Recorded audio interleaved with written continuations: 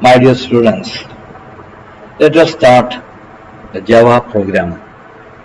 So, welcome to Java programming. First of all, let us see the genesis of Java. Genesis. What do you mean by Genesis? Genesis means the origin, ഉൽപ്പത്തി. ബൈബിളിലൊക്കെ നമ്മൾ കാണും, ബൈബിളിന്റെ first book തന്നെ Genesis ആണ്, ഉൽപ്പത്തിയുടെ പുസ്തകം. We are going to see how Java is originated or how Java is developed. There's a small story behind that. During 1980s, C and C++ were the languages used to develop embedded systems. What do you mean by embedded system? Embedded. An embryo is embedded in an egg, or medicine powder is embedded in a capsule. So embedded means which contains in a container. എന്തെങ്കിലും ഒരു സാധനം അടങ്ങിയിരിക്കുക, അതിനെ embedded എന്ന് പറയുക, embedded. So embedded system is actually a small software, a small piece of software that is embedded in an integrated circuit.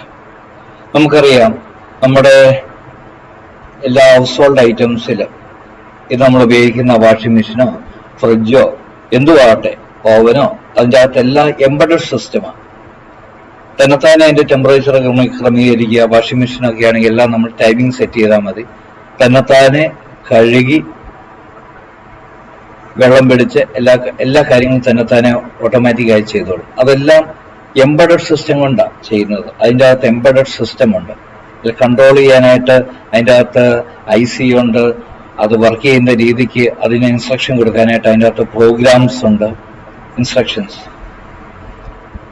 നമ്മുടെ വാഹനങ്ങളിലൊക്കെ എല്ലാ കാര്യങ്ങളും ഇന്ന് ചെയ്യുന്നത് എംബഡഡ് സിസ്റ്റമാണ്.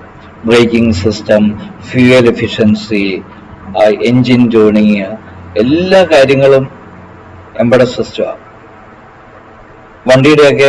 വലിയ വണ്ടിയുടെയൊക്കെ 1/3 വില പോലും എംബഡഡ് സിസ്റ്റത്തിന്റെ വിലയാണ്. അപ്പോൾ എംബഡഡ് സിസ്റ്റം എന്ന് പറഞ്ഞാൽ എന്താ മനസ്സിലായത്? Embedded system is a small piece of software used to operate a machine that is embedded in an integrated circuit. ഒരു IC-ക്കകത്ത് എംബഡ് ചെയ്ത് വെച്ചിരിക്കുന്ന ആ സോഫ്റ്റ്വെയറിനെ വിളിക്കുന്ന പേരാണ് എന്ത്? Embedded systems. അപ്പോൾ ഞാൻ പറഞ്ഞു, during 1980s C and C++ were the languages used to develop embedded systems. 1980 കാലഘട്ടങ്ങൾ നമുക്കറിയാം. 70കളിൽ C ഡെവലപ്പ് ചെയ്തു. 80കളിൽ വന്നപ്പോൾ C++, സിയുടെ കൂടെ oops കൺസെപ്റ്റോടെ ആഡ് ചെയ്തു. നിങ്ങൾ അതേപ്പറ്റി പഠിച്ചിട്ടുണ്ട്. അപ്പം ഈ C ഉപയോഗിച്ചിട്ടാണ് അന്ന് എംബഡഡ് സിസ്റ്റംസ് നമ്മുടെ നാട്ടിലൊന്നുമില്ല, അമേരിക്ക പോലെയുള്ള ഡെവലപ്ഡ് കൺട്രീസിൽ ഉപയോഗിച്ചുകൊണ്ടിരുന്നു. പക്ഷേ നമുക്കറിയാം, C and C++ are not platform independent or architectural neutral languages. അത് രണ്ടൊരു പ്ലാറ്റ്ഫോം ഇൻഡിപെൻഡന്റ് അല്ല, ഇല്ലെങ്കിൽ ആർക്കിടെക്ചറൽ ന്യൂട്രൽ അല്ല. എന്താ platform? Platform means an operating system, that's all. Platform independent അല്ലാത്തത് കൊണ്ട് C and C++ are dependent on operating systems. അതായത് നിങ്ങൾ ലാബിൽ ചെയ്തുകൊണ്ടിരുന്ന C++ ഒക്കെ നിങ്ങൾ വിൻഡോസിൽ ചെയ്തു. വിൻഡോസിൽ ചെയ്ത ആ ആപ്ലിക്കേഷന്റെ EXE ഫയൽ എടുത്ത് വേറെ ഏതെങ്കിലും ഒരു ഓപ്പറേറ്റിംഗ് സിസ്റ്റത്തിൽ കൊണ്ട് എക്സിക്യൂട്ട് ചെയ്യാൻ നോക്കിക്കഴിഞ്ഞാൽ വർക്കാകുകയില്ല. ആകണമെങ്കിൽ ആ ഓപ്പറേറ്റിംഗ് സിസ്റ്റം എവിടെയാണോ നിങ്ങൾ ഏത് ഓപ്പറേറ്റിംഗ് സിസ്റ്റത്തിലാണോ വേറെ വിൻഡോസ് ഒഴിച്ചുള്ളത് നിങ്ങൾ ഇത് എക്സിക്യൂട്ട് ചെയ്യാൻ പോകുന്ന ആ ഓപ്പറേറ്റിംഗ് സിസ്റ്റത്തിന്റെ അകത്ത് ഒരു കമ്പൈലർ ഉപയോഗിച്ച് ഒന്ന് കമ്പൈൽ ചെയ്തതിന് ശേഷം കമ്പൈലർ എന്താ ചെയ്യുന്ന compiler will convert source file into exe file. അപ്പം പുതിയതായിട്ടൊരു exe ഫയൽ അവിടെ ക്രിയേറ്റ് ചെയ്ത ശേഷം മാത്രമേ ആ ഓപ്പറേറ്റിംഗ് സിസ്റ്റത്തിൽ അത് എക്സിക്യൂട്ട് ആകത്തുള്ളൂ. സി ആണെങ്കിലും C++ ആണെങ്കിലും. അപ്പം ഓരോ OSനെയും ഡിപ്പെൻഡ് ചെയ്തുകൊണ്ട് മാത്രമേ ഓരോ exe ഫയൽ വർക്ക് ചെയ്യത്തുള്ളൂ. അതുകൊണ്ടാണ് ചില സോഫ്റ്റ്വെയറുകൾ നമ്മൾ ഇൻസ്റ്റാൾ ചെയ്യുമ്പം OS മാറുന്നതനുസരിച്ച് ഇൻസ്റ്റലേഷൻ ഫയൽ വ്യത്യാസമുണ്ട്.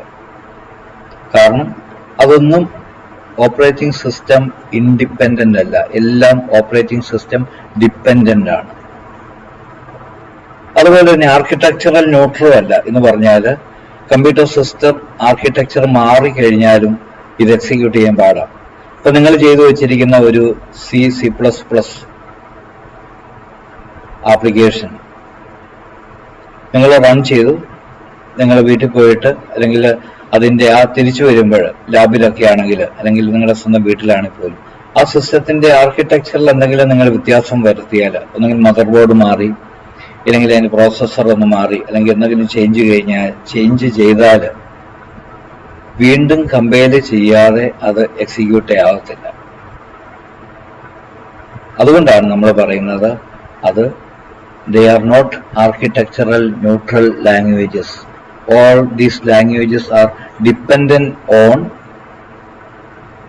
different types of architectures, computer system architecture. അതുകൊണ്ടാണ് എംബഡഡ് സിസ്റ്റത്തിന് ഇതുപോലെ കോസ്റ്റ്ലിയർ ആകാൻ കാരണം. During 1980s embedded systems were very costlier.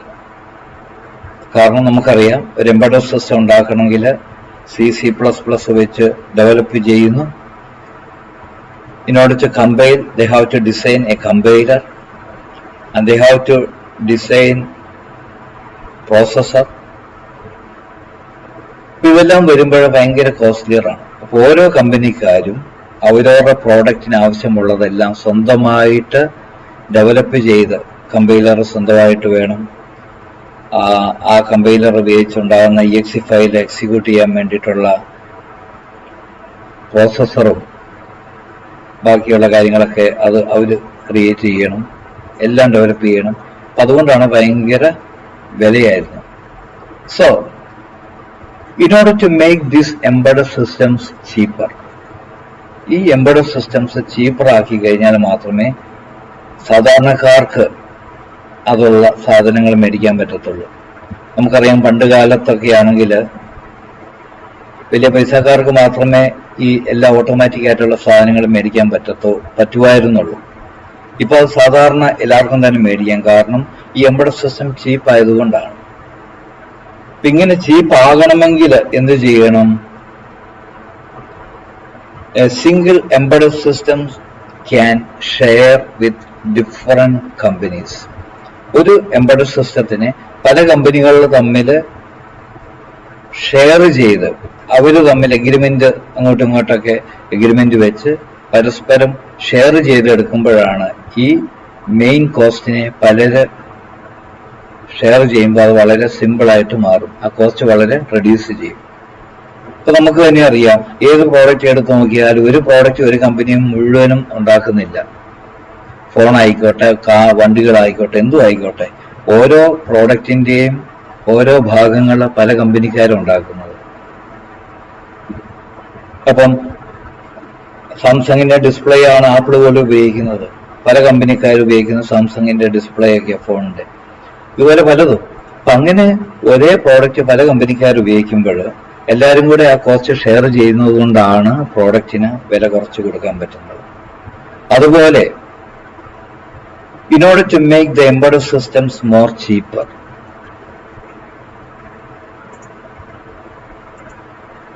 a company called Sun Microsystems in USA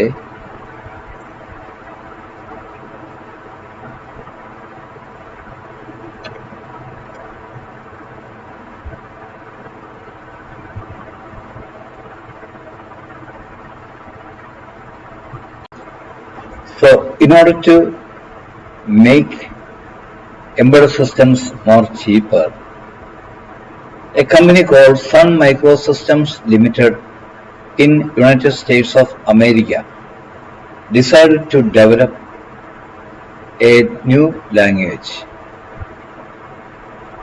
That language should be platform independent and architectural neutral.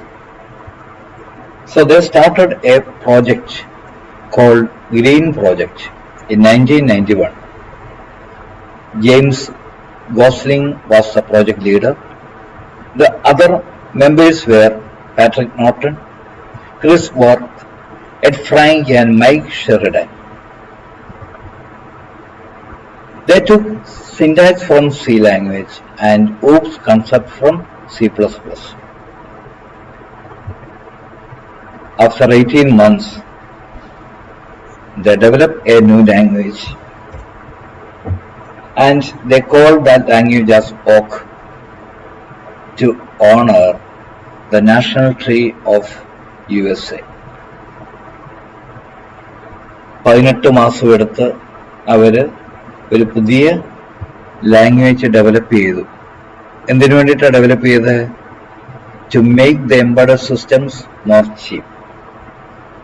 എങ്ങനെയുള്ള language ആയിരിക്കണം അവരാഗ്രഹിച്ചത്? The language should be operating system independent, architectural neutral. So they achieve their goal. പുതിയ ലാംഗ്വേജിന് അവർ ഓക്ക് എന്ന് പേരിട്ടു.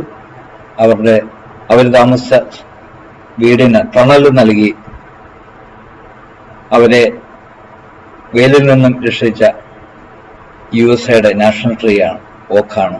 അപ്പം ഓക്കിനെ, ആ national ട്രീയെ owner ചെയ്യാൻ വേണ്ടിയിട്ട് അവര് the first language was named as Oak in 1992.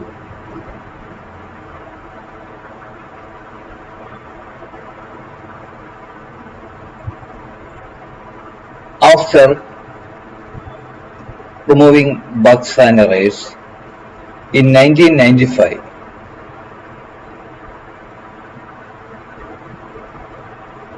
they decided to rename that language. ഇപ്പോൾ നമുക്കറിയാം അവർ എംബഡഡ് സിസ്റ്റത്തിന് വേണ്ടിയിട്ടാണ് ലാംഗ്വേജ് ഡെവലപ്പ് ചെയ്തത്.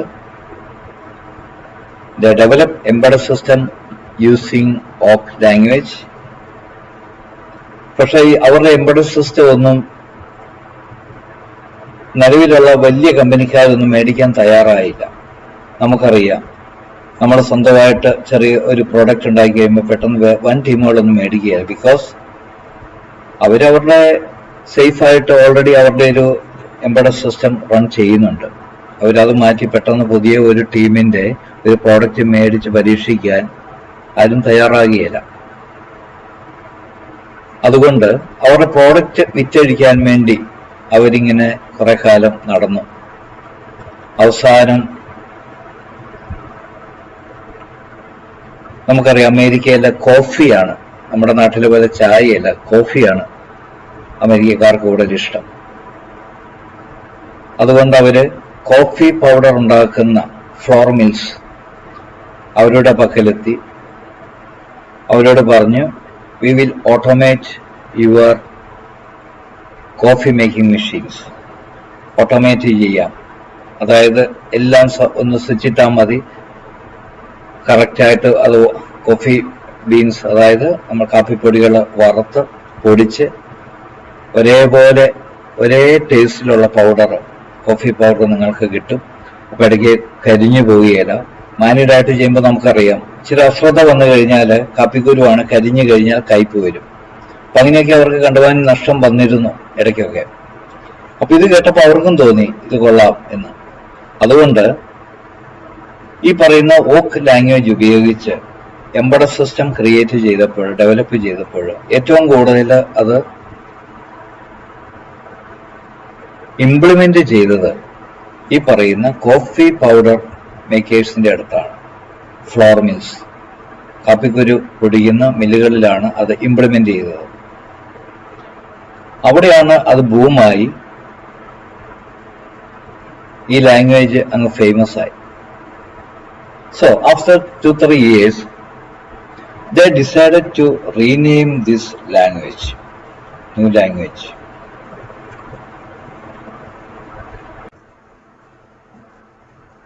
When they decided to rename Oc language,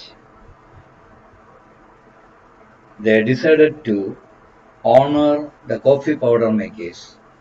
So they renamed Oc as Java.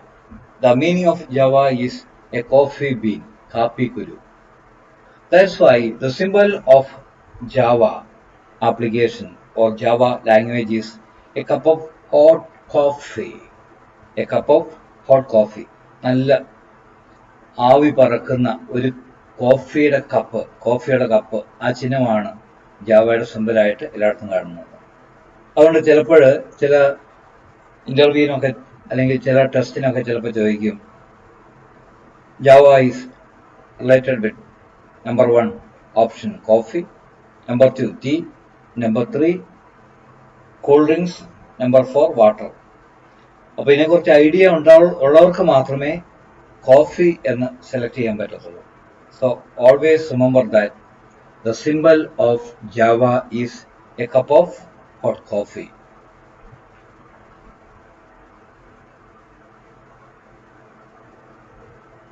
In 1995 Java rename ചെയ്ത് language ഏകദേശം complete ആയി ഒരു working language ആയിട്ട് മാറിയത്. ആ സമയത്താണ് ലോകം മുഴുവനും വലിയ ഒരു മാറ്റമുണ്ടായി. നമുക്കറിയാം, in 1995 Tim Berners-Lee developed HTML languages. So we know that HTML language is used to develop website or web pages. 1995 കാലഘട്ടങ്ങളിൽ ലോകം മുഴുവനും ഇന്റർനെറ്റ് ബൂമായി വരികയും HTML മുഖേന ഇന്റർനെറ്റും വെബ്സൈറ്റും എല്ലാം ലോകത്തിൽ കൂടുതൽ വന്നു തുടങ്ങിയപ്പോൾ ജാവയെ സംബന്ധിച്ചിടത്തോളം വലിയൊരു മാറ്റം സംഭവിച്ചു. നമുക്കറിയാം, ഇന്റർനെറ്റ് എന്ന് പറയുന്നത് it is A network of millions of computer connected world wide, and these computers are different architecture with different operating system. So Java is the only language used to create an application or internet application that works on any operating system and any computer system architecture. So in 1995, after booming the internet, this Java language is automatically converted into internet programming language. Actually, the objective of this language was to create embedded systems, to make embedded systems more cheaper. But due to the internet, this language is automatically converted to internet programming language. This is the genesis of Java. അപ്പോൾ ഈ ഒരു കാര്യമാണ് ജാവയുടെ origin. Java എന്തുകൊണ്ട് develop ചെയ്തു എന്നുള്ളതിൻ്റെ origin of ജാവയാണ് നമ്മൾ ഇത്രയും നേരം കണ്ടത്. So all students should hear this video and write notes about the genesis of Java. നിങ്ങളുടെ നോട്ടുകൾ PDF ഫോർമാറ്റിൽ തന്നെ ഇതിൻ്റെ കൂടെ നിങ്ങൾക്ക് ലഭിക്കുന്നതാണ്. എല്ലാവരും നിർബന്ധമായിട്ടും നിങ്ങളുടെ നോട്ട്ബുക്കുകളിൽ ഞാൻ പറഞ്ഞ രീതിയിലുള്ള സിലബസ് നോട്ട്ബുക്കിൽ ഉണ്ടായിരിക്കണം. ഓരോ ദിവസവും ഇല്ലെങ്കിൽ ഞാൻ അപ്ലോഡ് ചെയ്യപ്പെടുന്ന വീഡിയോയും നോട്ടുകളും വീഡിയോ കണ്ട് നോട്ടുകൾ അപ്ലോഡ് ചെയ്യപ്പെടുമ്പോൾ നിർബന്ധമായിട്ടും വീഡിയോ കണ്ട് മനസ്സിലാക്കിയ ശേഷം ആ നോട്ടുകൾ നോട്ട്ബുക്കിൽ നിർബന്ധമായിട്ടും എഴുതിയിരിക്കണം. ഇടയ്ക്ക് നോട്ടുകൾ പരിശോധിക്കുന്നതായിരിക്കും, ഓൺലൈൻ മുഖേനയാണെങ്കിലും. വാട്സാപ്പ് വീഡിയോ കോൾ ഓരോ അത്യാവശ്യക്കാരെ വിളിച്ചിട്ട് ആ നോട്ട്ബുക്ക് മറിച്ച് കാണിക്കാൻ പറഞ്ഞാലും അത്യാവശ്യം എനിക്ക് അറിയാൻ പറ്റും നിങ്ങളത് എഴുതുന്നുണ്ടോ ഇല്ലയോ എന്നുള്ളത്. അതുകൊണ്ട് നിർബന്ധമായിട്ടും ഈ കാര്യങ്ങൾ നിങ്ങൾ ചെയ്തിരിക്കണം.